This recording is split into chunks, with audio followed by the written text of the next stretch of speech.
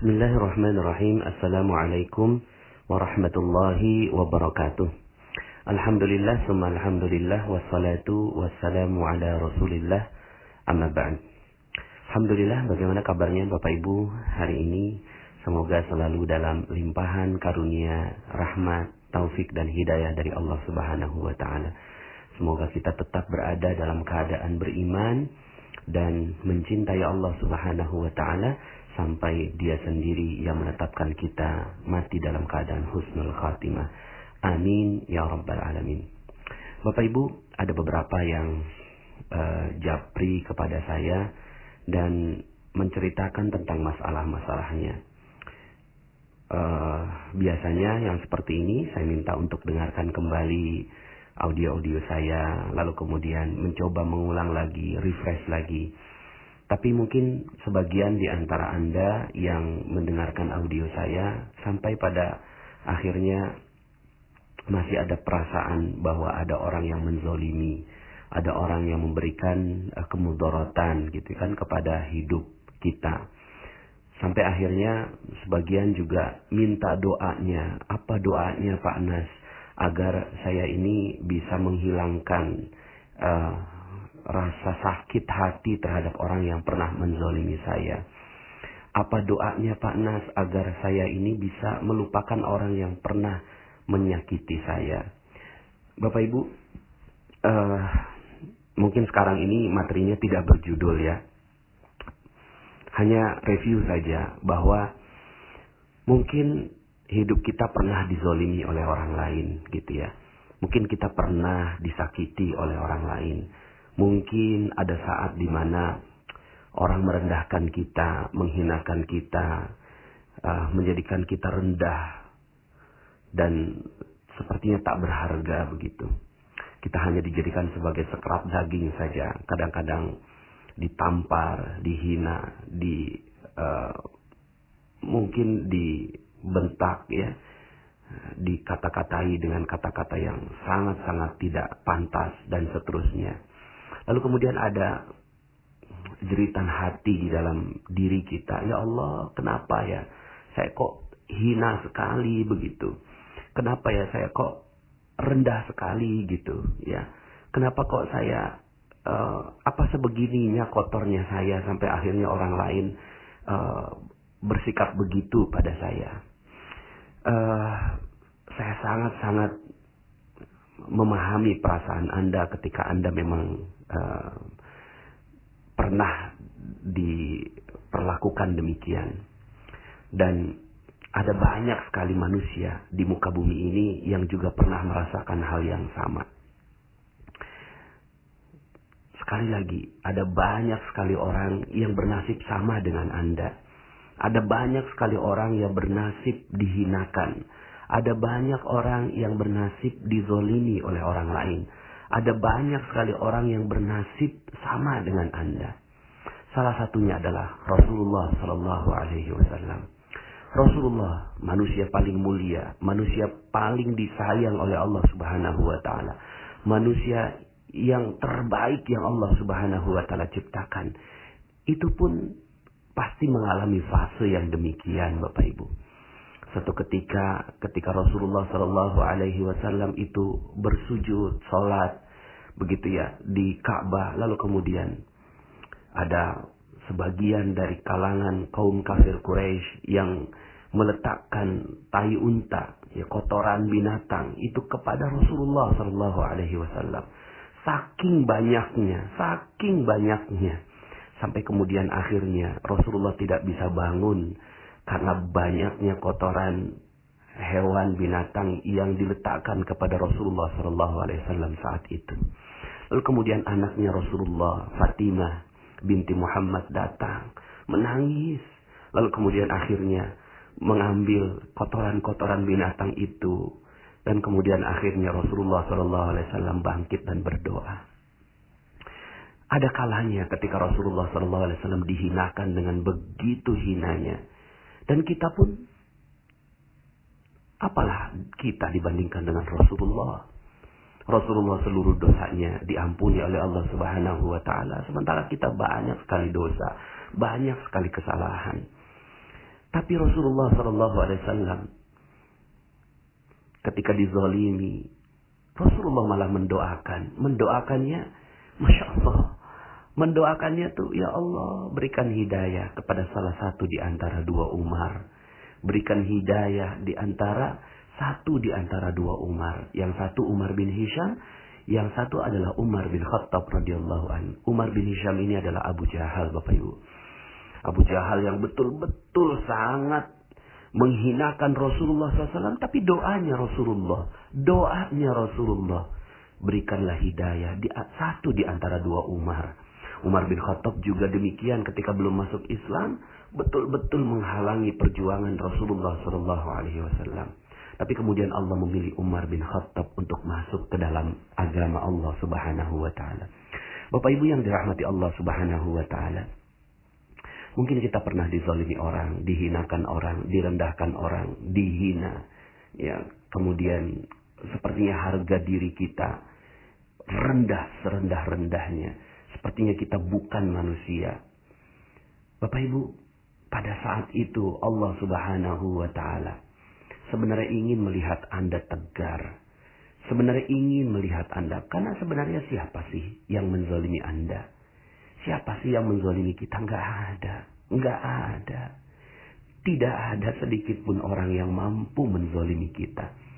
Karena seluruh apa yang Allah ciptakan itu adalah Allah yang mengatur seluruhnya. Kalaupun seandainya kita direndahkan orang, maka bisa jadi itu adalah zatnya Allah yang ingin membuat kita sadar. Yang ingin membuat kita menyadari akan kesalahan-kesalahan kita. Maka sebenarnya tidak ada orang yang zalim, Bapak Ibu.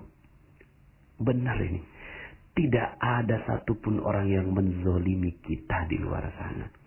Lalu apa dong Pak Nas? Yang ada bisa jadi adalah sebuah cermin untuk kita.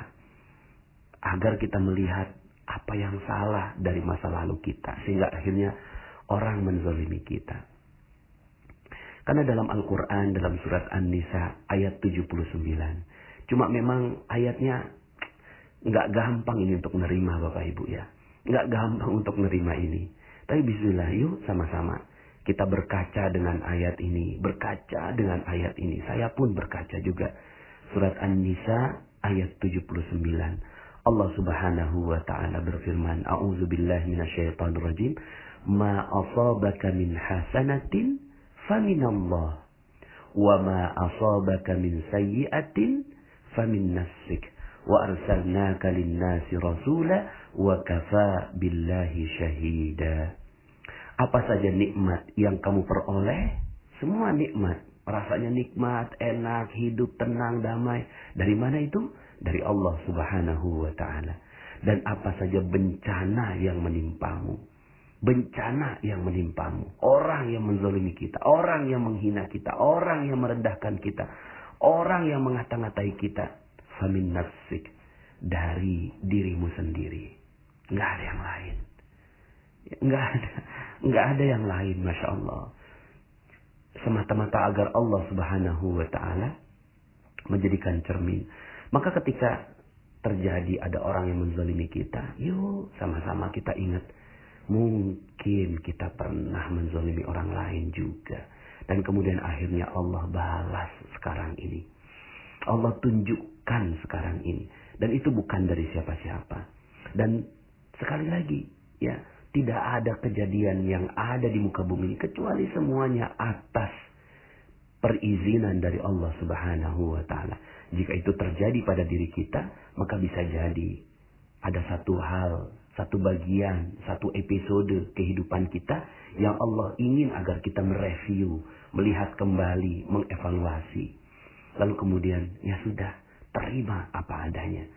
Maka nggak usah dipakai jeruk nipis gitu ya. Lalu kemudian juga, ya anggap aja ini anak jerapah yang lagi dijatuhkan oleh Allah Subhanahu wa Ta'ala untuk agar kita kuat. Jadi sebenarnya doa apa kepada orang yang zalim? Banyak orang yang akhirnya ketika dia dizalimi, akhirnya balik doakan, ya Allah, Saya orang yang dizolimi, hancurkan dia ya Allah. Masya Allah. Doa seperti ini sudah simpan saja. Simpan saja. Akhirnya udah gak ada lagi doa yang kita bisa ucapkan kepada orang lain. Karena sebenarnya ada gak sih orang lain? Gak ada Bapak Ibu. Seluruh doa akan berbalik kepada diri kita sendiri. Seluruh doa akan berbalik kepada kita sendiri. Maka hati-hati dengan doa kita. Hati-hati dengan doa kita. Malah yang harusnya dilakukan adalah seperti Rasulullah SAW. Beliau bahkan mendoakan orang yang menzoliminya agar diberikan hidayah oleh Allah Subhanahu wa Ta'ala. Jadi doanya apa dong Pak Anas? Doa yang baik-baik untuk mereka. Kalaulah kita mampu untuk mendoakan, ya Allah, sungguh suami saya pernah menzolimi saya, memukul saya, melukai saya, melukai hati, badan, dan saya dijadikan seperti sekerat daging. Maka ya Allah, bisa jadi ini karena kesalahan diri saya sendiri. Mungkin karena kesalahan dosa-dosa saya yang lalu. Maka ya Allah, berikanlah hidayah untuk suami saya. Dan berikan juga hidayah buat diri saya sendiri. Agar saya kuat menerima ujian dan musibah yang kau timpakan padaku. Mungkin itu doa yang bisa kita lantunkan kepada Allah Subhanahu wa Ta'ala. Jangan sampai akhirnya doa kita seperti kickback Bapak Ibu. Materi kickback, audio kickback. Ketika kita mendoakan orang lain yang tidak baik, malah malaikat mendoakan kita agar kita juga mendapatkan yang tidak baik. Jadi apa yang harus kita doakan? Mungkin yang harus kita doakan adalah bagaimana kita mampu mendoakan yang baik untuk orang yang telah menzolimi kita. Doakan yang baik-baik buat mereka. Doakan agar Allah Subhanahu wa Ta'ala memperbaiki keadaan mereka. Ya. Tapi kalaupun seandainya Anda sudah sampai gendek banget gitu ya sama orang itu gitu, sama orang yang menzolimi kita, katakanlah misalnya ya sudahlah dijajah gitu kan, lalu kemudian kita mendoakan penjajah, gimana cara mendoakannya? Dia zalim, membunuh dan seterusnya. Maka ada doa yang diajarkan oleh ulama yang bagus sekali doa ini gitu ya. Kalau seandainya syaratnya untuk membacakan doa ini adalah Anda betul-betul confirm bahwa dia adalah orang yang zalim. Gitu. Ya.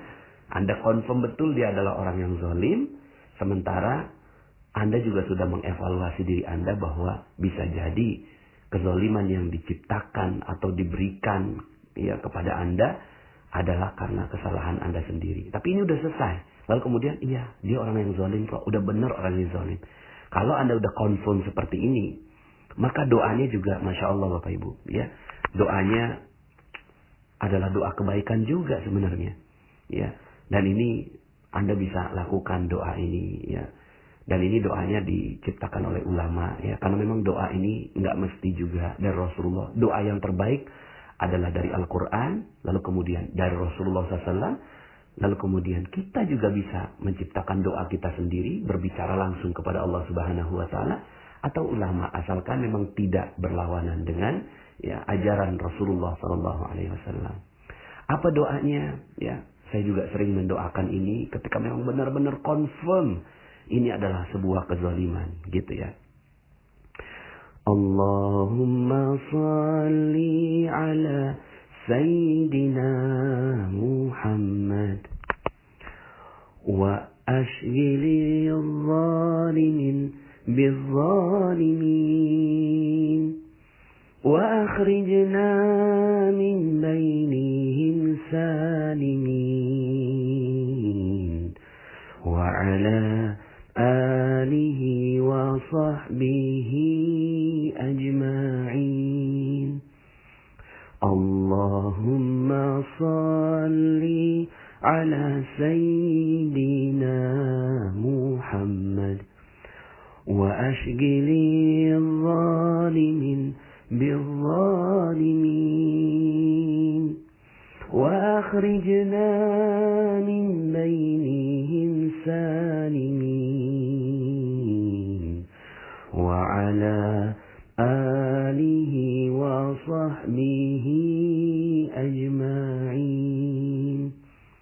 Allahumma salli على سيدنا محمد وأشغلي الظالمين بالظالمين